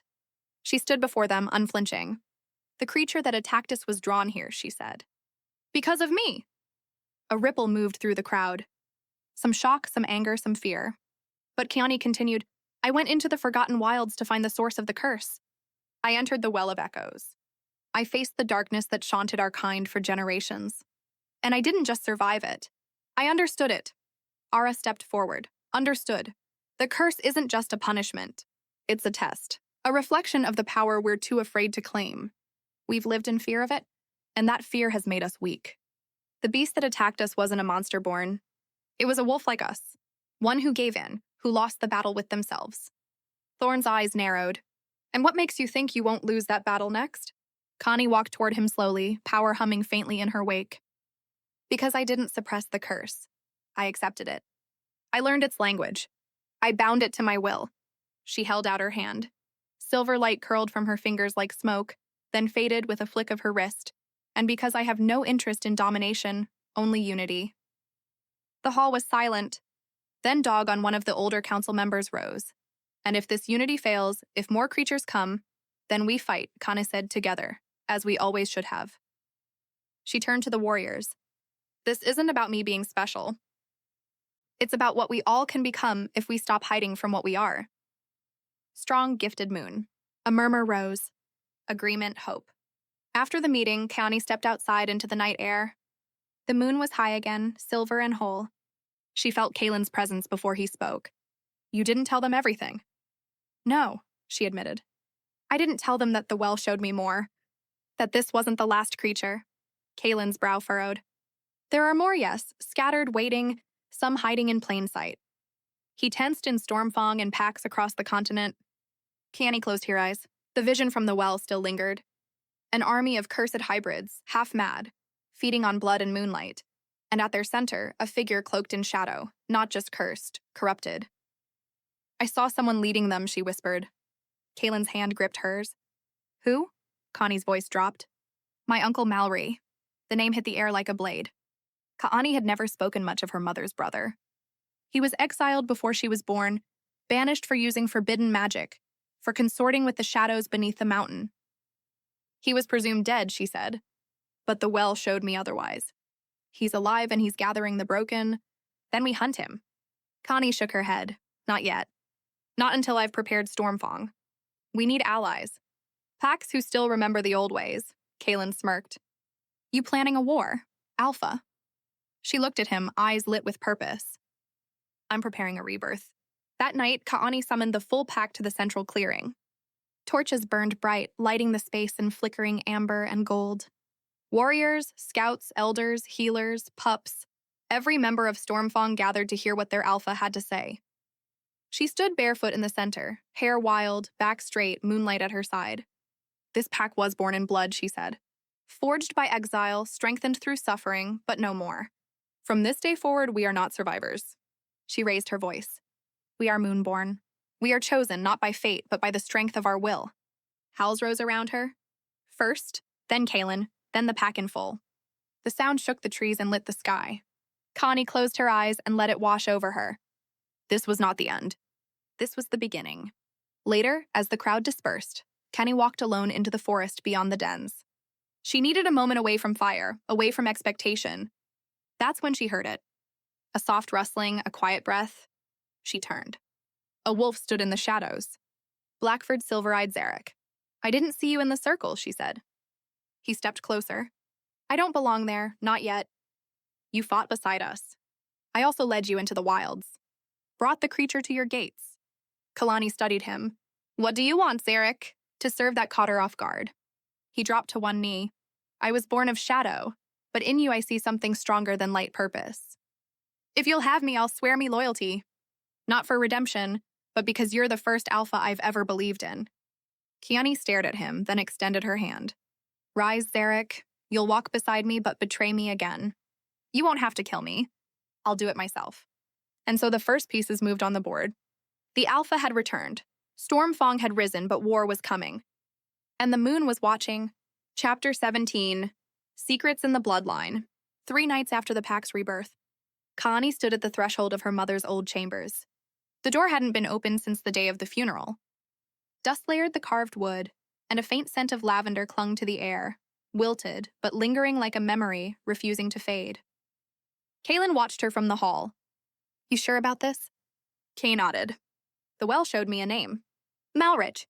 I need to know what else Mother was hiding." She pushed the door open. Inside, time had stopped.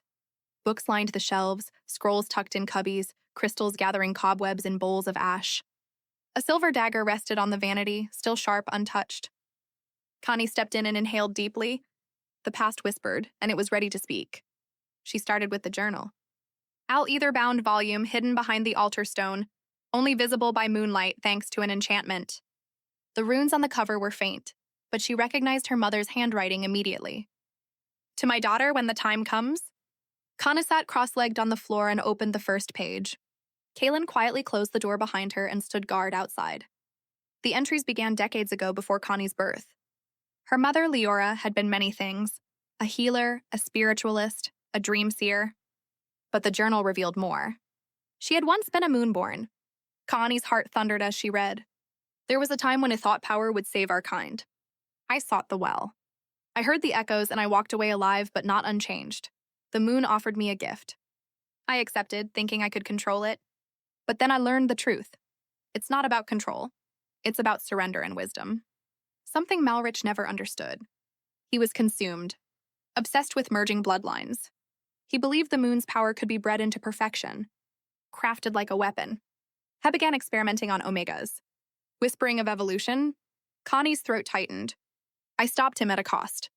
He was banished by the elders, but I know he survived. I can feel it in the wind. He is patient. He is waiting. And my daughter, my Connie. She carries more than she knows. Connie closed the book slowly, her hands trembling, more than she knew. She rose and moved toward the old oak wardrobe. Behind the garments she found it, a carved wooden chest with a Stormfang crest burned into its lid. Inside were letters, dozens of them, unsent, sealed in crimson wax. She opened one. "Connie is stronger than me. Her blood sings louder. I fear Malrich knew this before I did. He said the union of 2 lines would create a moon without limits. I thought he was mad, but now I wonder, was he right?" Connie's breath caught. Her mother hadn't just feared Malry's prophecy. She had feared Kaelani was the prophecy. Was that what the well had meant?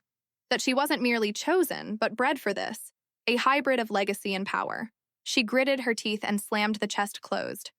No, she would not be defined by someone else's plans, not Malik's, not the moon's, not even her mother's. She was more than blood, more than fate. She was Connie. When she stepped out into the hallway, Kaelin looked up sharply. "What did you find?" Connie held out the journal.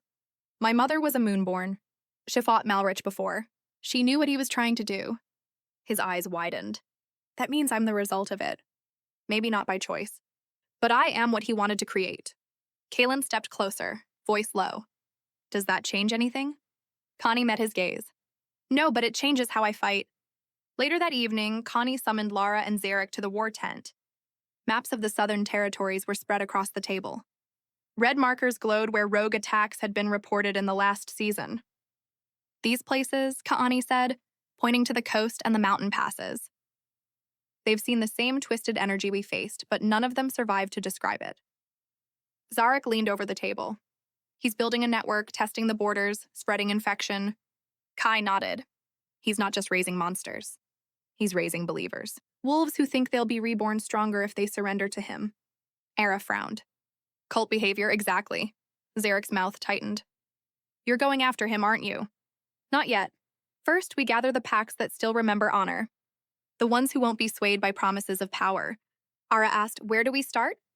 Connie's fingers tapped a point on the map far to the north. Frostclaw.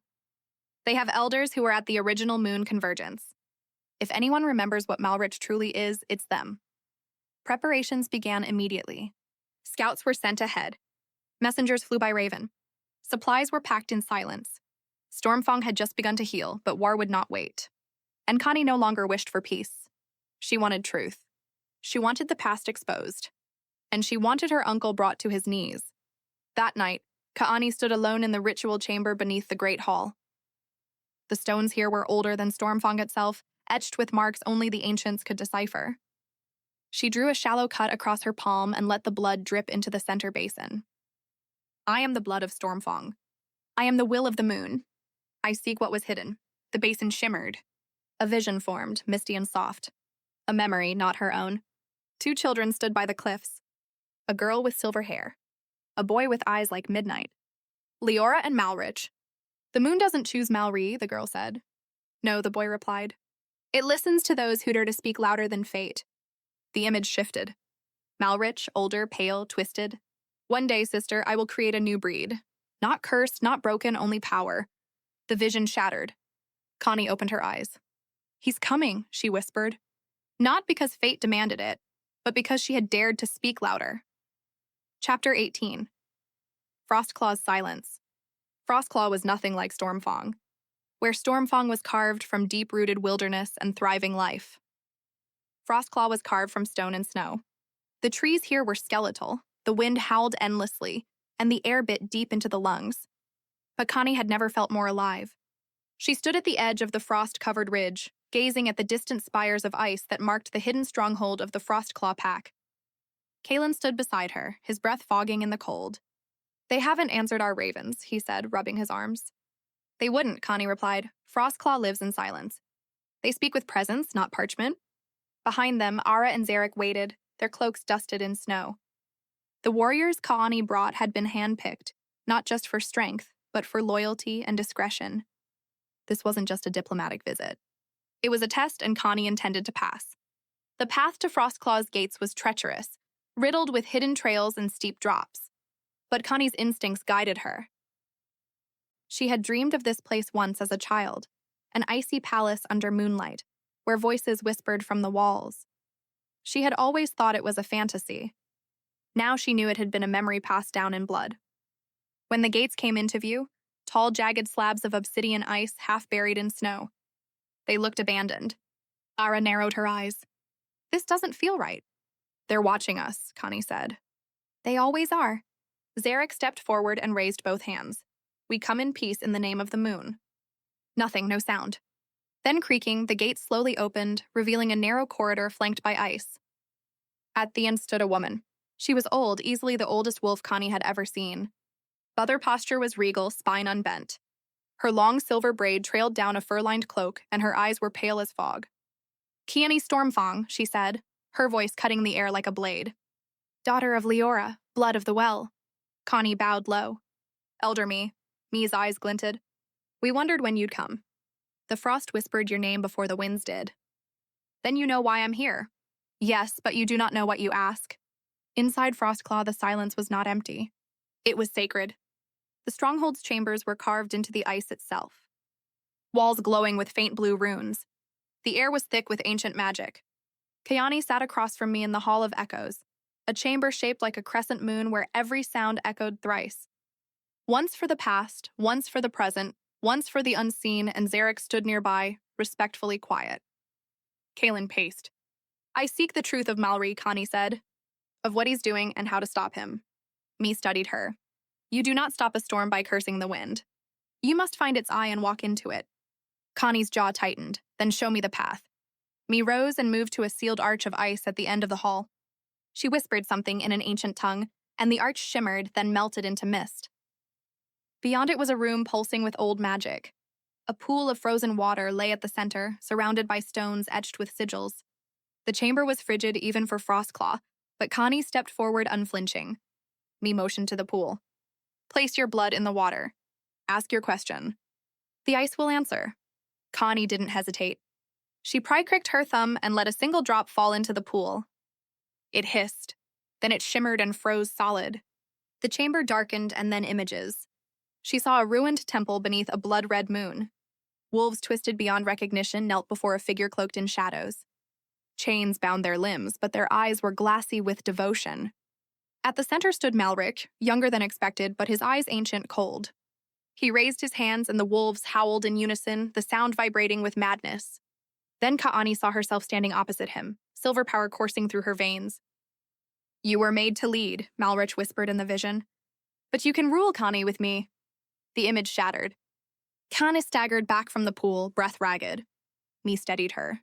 "What you saw Ish's vision," the elder said. "A future he's trying to shape." "Where is he?"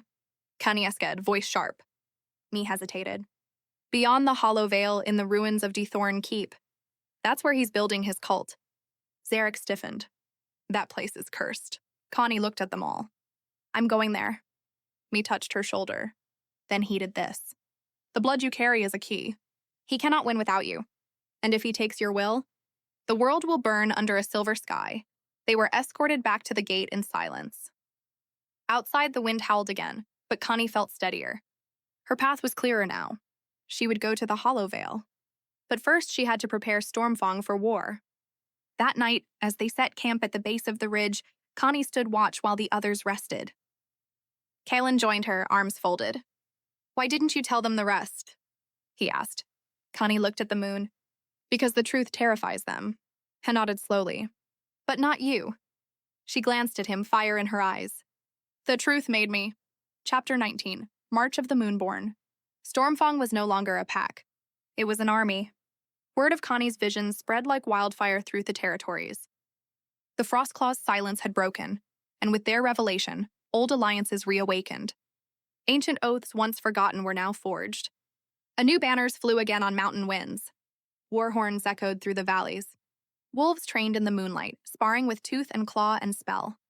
Elders emerged from the shadows of memory, guiding a new generation into battle. At the heart of it all stood Kaelani. She moved like prophecy made flesh, silver eyes burning, commands crisp and without doubt. And as the Stormfang warriors knelt before her in the ritual circle, they did not kneel for her bloodline. They knelt for her. For the Alpha who'd been born in silence and risen in fire. Preparations for the assault on Dethorn Keep were meticulous. Kiana stood in the war hall, eyes scanning the enormous map spread across the stone table. Era and Zarek flanked her. Kaelin leaned against the wall, arms crossed, watching her as if grounding himself in her presence. "We'll split into 3 forces," Connie said, tapping points on the map with her gloved hand. "One approaches from the West Ravine. Those are our stealth wolves. Fast, quiet, minimal resistance. Zarek leads that group." He nodded. "I'll take only 20. We'll cause just enough noise to draw out the lower guards." "Good," Kaelani continued. "You'll take the main force and march through the front gates under a crescent moon. Let Malrich think we're brash. Distract him." "And you asked."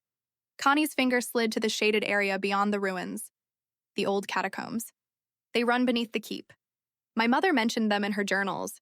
There's a sealed well down there. An old moonborn temple Malrich might be using to anchor his power. Kaelin stepped forward. "You're going in alone." Connie turned to him, voice firm. "No, we're going in together." As the days dwindled before the march, the pack grew restless. The younger wolves whispered legends at firesides. Some spoke of the moon as gods, others as monsters. Kaelani walked among them nightly, speaking not of glory, but of responsibility. She stood at the moon altar beneath the stars one final time, flames flickering behind her, and raised her voice. "The moon does not choose the strongest," she said. "It chooses those who endure." She unsheathed her blade and held it high. "It was not made to rule.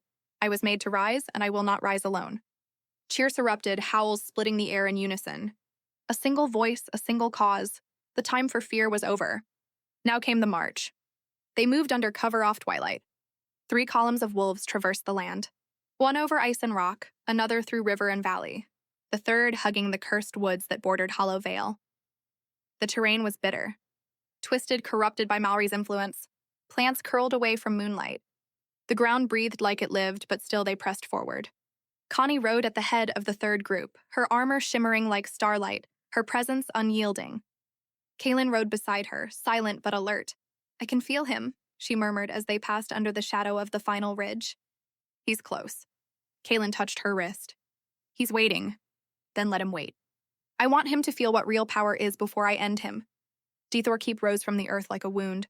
Once it had been a sacred fortress built to harness lunar energy to serve as a temple for moonborn rites. But now it was blackened, pulsing with unnatural energy. Towering spires cracked the sky, and the once pure stone shimmered with red glyphs. It was no longer a keep. It was a throne. Connie's wolves assembled just beyond sight. Zarek's stealth force disappeared into the western ravine under cloak of darkness.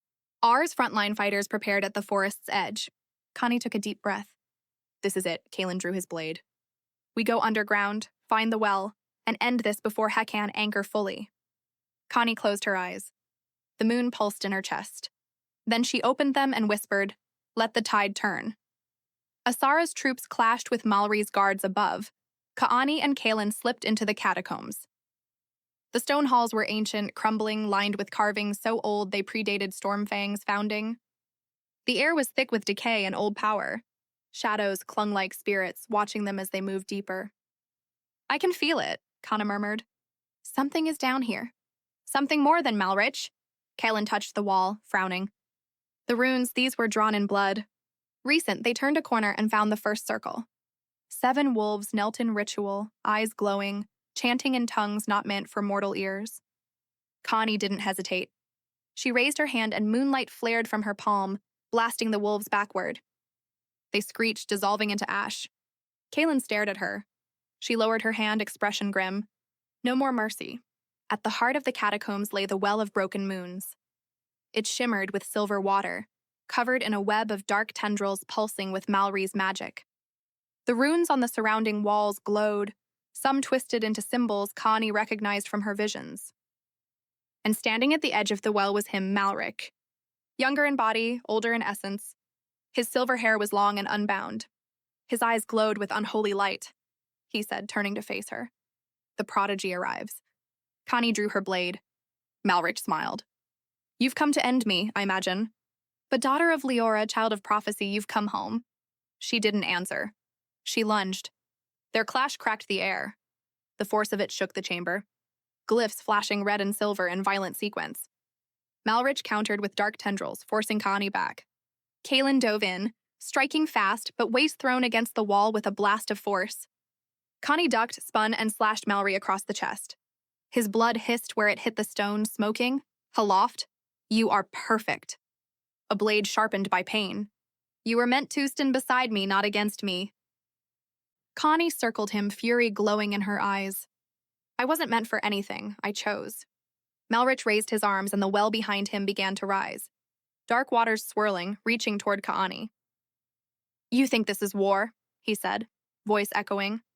But this is rebirth. Join me and together. Kaelani flared with silver light. Enough. She thrust her palm forward and the moon answered. A beam of pure Luna energy struck Malry, blasting him back into the well. The darkness screamed, recoiling as Kaelani advanced. With every step, her power grew. With every breath, the moon rose in her blood. And as she raised her blade, she whispered, You will not take another wolf. Malik's final scream echoed as the well cracked. Runes shattering, water boiling, shadows fleeing, and then silence. The chamber dimmed, the glyphs faded. Connie stood panting, blade dripping. Kaelin staggered to her side. It's done, he said. Connie stared into the now empty well. No, it's begun. Chapter 20. The Alpha rises. The battle above ground raged like a storm. R's forces surged through the shattered gates of Dithorn Keep.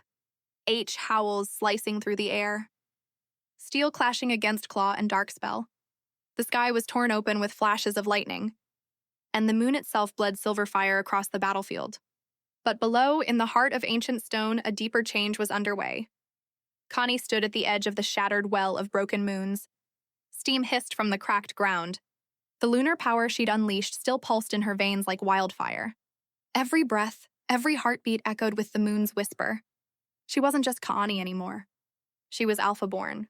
Kaelin leaned against a pillar, catching his breath, blood running down his temple from the earlier blast. You did it, he rasped. He's gone. Connie didn't respond immediately. Her eyes were fixed on the fragments of the well, where faint moonlight still shimmered through the cracks in the stone. Her voice, when she finally spoke, was quiet but resolute.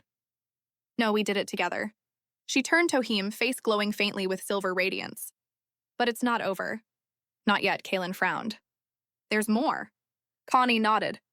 The moon isn't silent anymore, she's speaking. There's something left. One final rite. As if in answer, the catacombs trembled. The carvings along the walls lit up one by one in a gentle cascade of blue-silver light.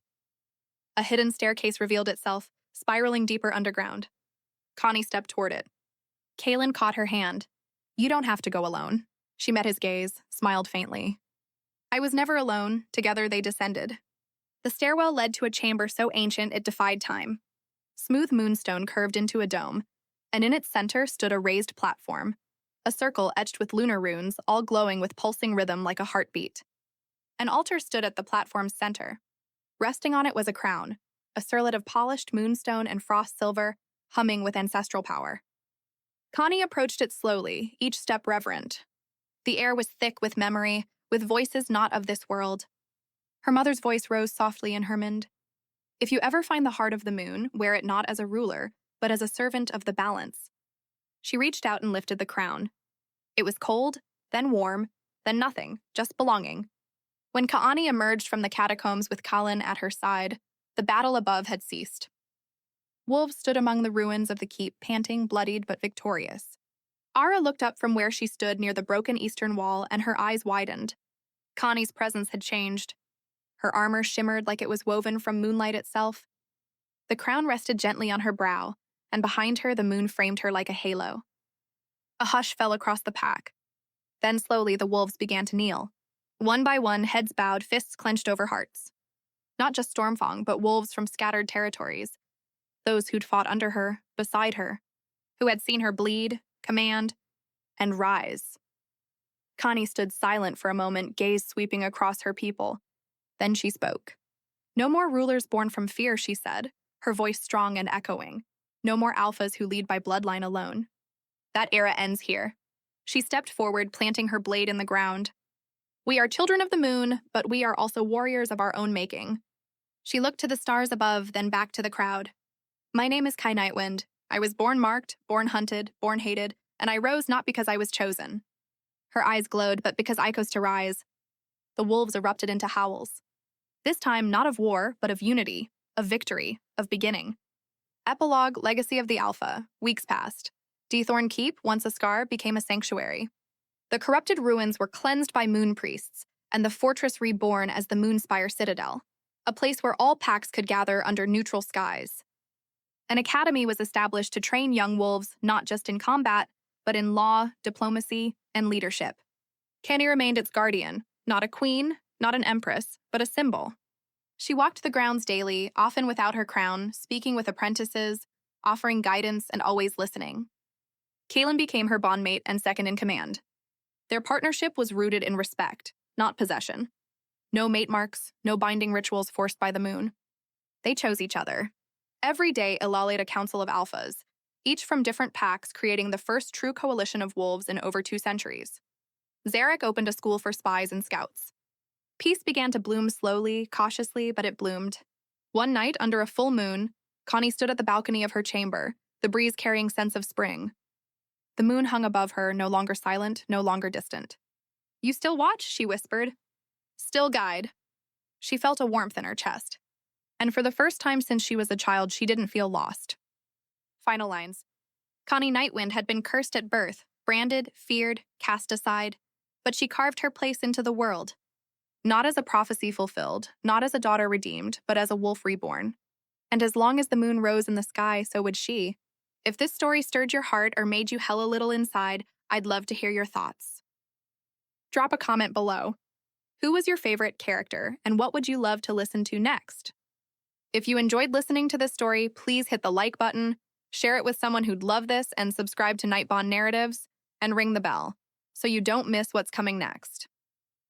Tell me in the comments below which part of the world you are watching from. Also, tell me which part of the story you like the most. Compilation of a video of an audiobook takes a lot of time and effort. So if you see any ambiguity, please ignore it. I hope you will appreciate my effort.